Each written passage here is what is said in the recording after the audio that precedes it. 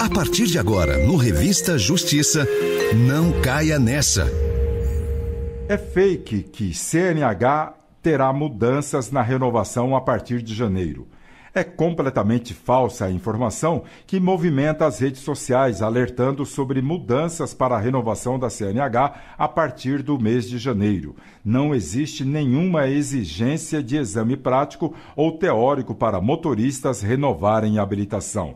Sobre esse assunto, a gente conversa agora com a advogada especialista em Direito de Trânsito e vice-presidente da Associação Brasileira dos Advogados de Trânsito, doutora Roxane Ponzi. Muito obrigado por nos atender, um bom dia, seja bem-vinda à Rádio Justiça. Bom dia, Arthur, sempre um prazer conversar com vocês da Rádio Justiça e especialmente do programa aqui do Revista Justiça. Notícias falsas como essa da CNH, que haverá mudanças na renovação a partir de agora, de janeiro, né? A pessoa desinformada pode acreditar e como evitar esses casos? Olha, eu entendo que o trânsito acaba sendo sempre uma vítima, né, na virada do ano, não só agora de 24 para 25, mas em outros anos, essas notícias falsas acabam se disseminando de uma forma muito inconsequente. Acho que aquilo que se orienta para o cidadão de modo geral em relação a fake news serve também para a questão de trânsito. É sempre importante, quando recebe uma informação dessas, se conferir a informação nos sites oficiais. E digo sites oficiais Senatran, Secretaria Nacional de Trânsito, ou, né, nos portais do governo federal. Por quê? Porque questões de trânsito sempre são de competência do âmbito federal. E por que eu digo isso? Porque até alguns sites que a gente pode entender que são confiáveis, muitas vezes simplesmente reproduzem as informações sem a devida checagem. E essa, em relação ao exame teórico e prático, que supostamente seria exigido agora nas renovações de carteira de habilitação a partir de 1º de janeiro de 25, é completamente inverídica. Ou seja, nada mudou no processo de habilitação e especialmente no processo de renovação. A gente acredita que essa modificação, que essa suposta fake news venha de um possível projeto de lei que estava circulando e que dizia que criaríamos uma nova categoria de habilitação para aqueles que conduzissem veículos apenas em carros automáticos. Mas isso é um projeto de lei, e projeto de lei ainda precisa passar por vários procedimentos, né, do procedimento legislativo até que ele vire lei e que ele seja exigido da população. Então é completamente falsa essa informação, Arthur. E qual a diferença de um carro mantido a combustível de um carro elétrico para ter um outro tipo de habilitação? Olha, na verdade, nem seria a questão de ser elétrico ou combustível, mas sim de ser um veículo que fosse automático, né? Aquele veículo manual, com o câmbio manual e o câmbio automático. Como acontece nos Estados Unidos, né? Se não me engano, tem uma categoria que permite os candidatos à habilitação conduzirem veículos apenas em veículos com câmbio automático. Mas isso não é uma realidade aqui no país. E essa nem deve ser a discussão nesse momento, né? Por quê? Porque, se não me engano, até a deputada nem foi reeleita. Então, ou seja, a gente precisa focar naquilo que importa. O que importa agora para o nosso ouvinte? Entender que essas informações não procedem e que tudo continua absolutamente igual no processo de habilitação. De uma única informação, tá, Arthur? E isso eu acho que é importante que a gente compartilhe aqui com os ouvintes. Por uma decisão judicial, houve uma pequena modificação para todos aqueles que estão tirando a carteira de habilitação e que realizaram todas as etapas de processo das aulas teóricas e especialmente as aulas práticas até o dia 31 de 12 de 2024. Ou seja, então, até essa data, se o candidato cumpriu todos os requisitos, ele vai ter até 90 dias para poder marcar a prova prática. Isso é uma excepcionalidade. A Senatran, por decisão judicial, teve que ampliar este prazo em 90 dias, mas pela resolução 789 diz que o prazo para se tirar uma carteira de habilitação é de 12 meses. Então há essa excepcionalidade, agora exclusivamente para 2025, então até dia 31 de março de 2025, quem está em processo de habilitação terá 90 dias para marcar a prova prática e aí sim finalizar o processo de habilitação. Doutora Roxane Ponzi, além dessa notícia falsa da CNH que haveria mudanças para a renovação a partir deste mês de janeiro, uma outra notícia falsa tem circulado a respeito da fiscalização mais rigorosa no uso dos retrovisores dos carros, né? De onde sai esse tipo de informação? Tem explicação? Olha, essa dos retrovisores surpreendeu mais ainda do que a notícia falsa sobre o exame teórico e prático. Porque a questão dos retrovisores, ela teve uma modificação em 2022, uma resolução do CONTRAN, e a partir dali há uma exigência para veículos novos, fabricados ou importados. E havia um escalonamento ali em termos de exigência para esses novos veículos que viessem, né, a entrar no mercado. Os veículos antigos, há uma orientação nessa resolução de que, se não for possível manter as mesmas características originais, então, aí sim, deveria se colocar um retrovisor já nos novos moldes exigidos por essa resolução. Agora, a multa que todo mundo está dizendo que existe, né, que é uma multa grave, R$ 195, mais 5 pontos na carteira, essa multa sempre existiu para todos os veículos que não tenham equipamentos considerados como obrigatórios pelo CONTRAN. E ter um retrovisor em condições operável, isso sempre foi infração de trânsito. Então, a fiscalização vai, obviamente, continuar observando. Agora, em relação a essas novas características, somente para os veículos novos, isso é como a gente diz, uma resolução muito mais dirigida aos fabricantes e importadores do que necessariamente ao público em geral. A senhora tem conhecimento do que mudaria nesses retrovisores dos carros novos? Eu não teria essas informações técnicas aqui na ponta da língua, mas ela está prevista na resolução 966, se não me engano, ou 966 de 2022. Lá nos anexos ele está dizendo que é tipo a questão que envolve a amplitude, o tipo de reflexão, localização, enfim, são questões muito técnicas para a engenharia veicular e não diz respeito ao cidadão. E mais, o próprio agente de trânsito não tem essa capacidade técnica para fazer essa observância ali no momento da fiscalização. Então, o que o agente de trânsito vai conseguir fazer? Ele vai conseguir ver se o veículo está com o retrovisor operante, né, se ele existe ou se ele não existe, ou se daqui a pouco ele está danificado. Então, todas as vezes que isso estiver de fácil verificação, obviamente o agente de trânsito vai fazer a autuação.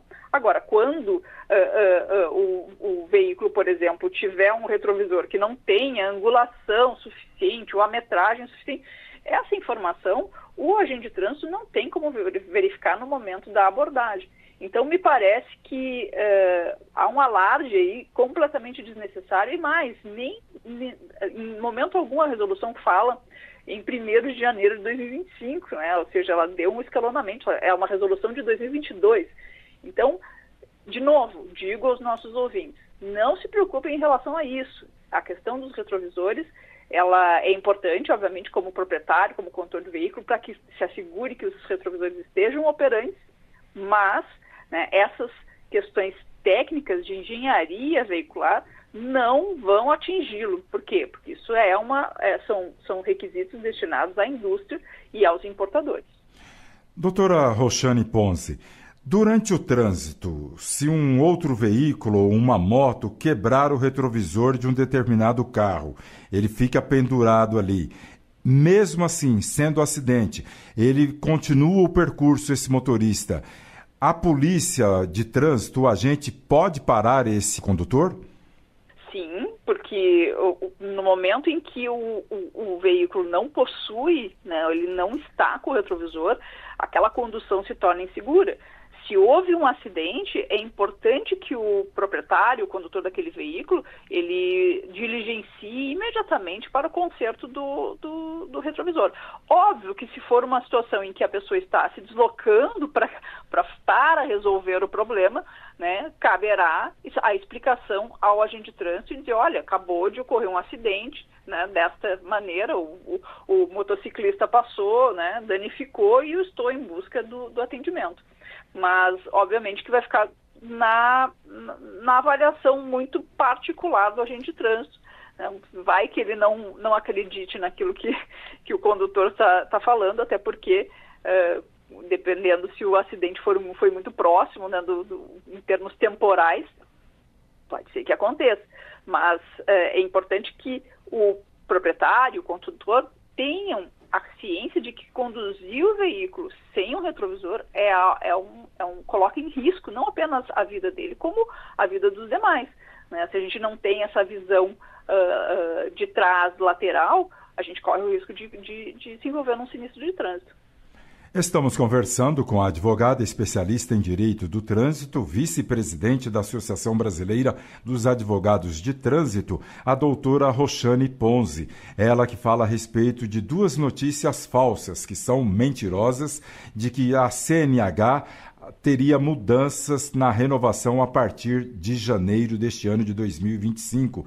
E outra informação falsa é que tem circulado a respeito de uma fiscalização mais rigorosa no uso dos retrovisores dos carros. Doutora Roxane Ponzi, e como está a formação dos novos condutores brasileiros? Tem alguma inovação? E depois que a pessoa tem algum tempo da carteira de motorista, com experiência, ele relaxa e parte para as infrações? Claro que a gente não está generalizando, né? Olha, não sei se felizmente ou infelizmente, o processo de formação ele segue idêntico. Né? O condutor que está se habilitando, ele continua tendo aquele período de CNH provisória, em que ele não pode cometer infrações médias e graves e gravíssimas, e que isso pode impedi-lo de obter a CNH definitiva depois. Eu digo, não sei se é uma notícia boa ou ruim.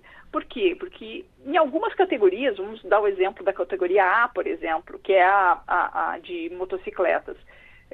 A gente tem um processo de formação ainda muito ruim em relação à necessidade que o trânsito impõe a esse tipo de condutor.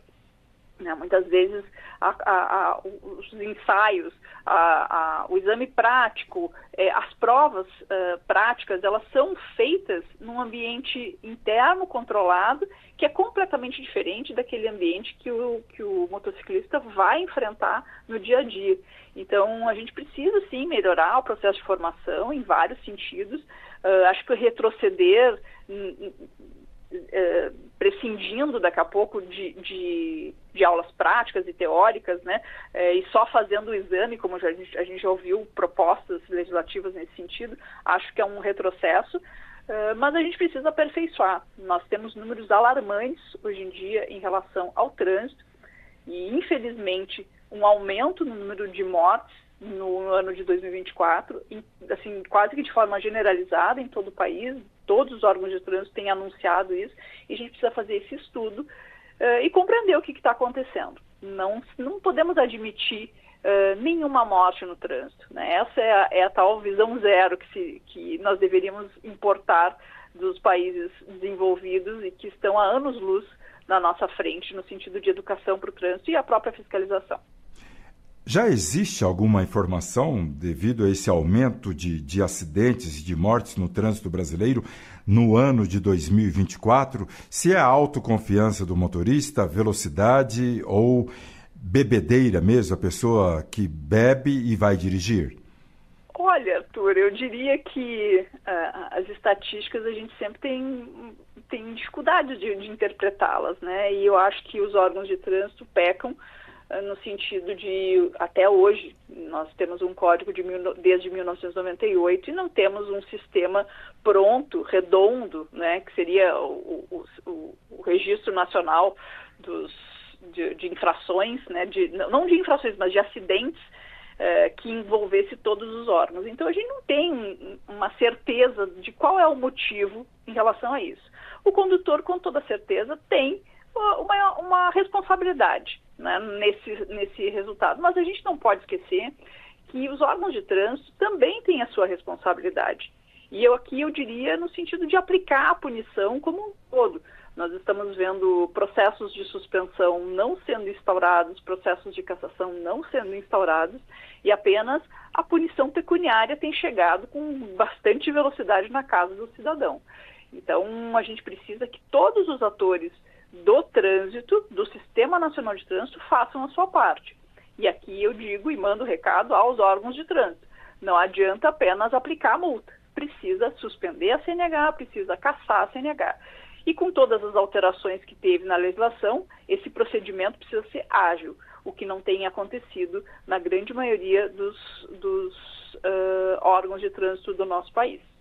Muito bem, nós conversamos com a advogada especialista em Direito de Trânsito, vice-presidente da Associação Brasileira dos Advogados de Trânsito, a doutora Roxane Ponzi. Ela que falou a respeito da mentira que está circulando nas redes sociais de que haveria mudanças na renovação na carteira de habilitação, a CNH, agora a partir de janeiro, e também sobre a fiscalização mais rigorosa quanto aos retrovisores dos carros. São falsas essas informações e a doutora Roxane fez um alerta esclarecendo o nosso ouvinte. Doutora Roxane Ponzi, muito obrigado pelas informações. Um ótimo dia, senhora. Sempre à disposição da Rádio Justiça e desejando um 2025 com menos sinistros e menos mortes no trânsito.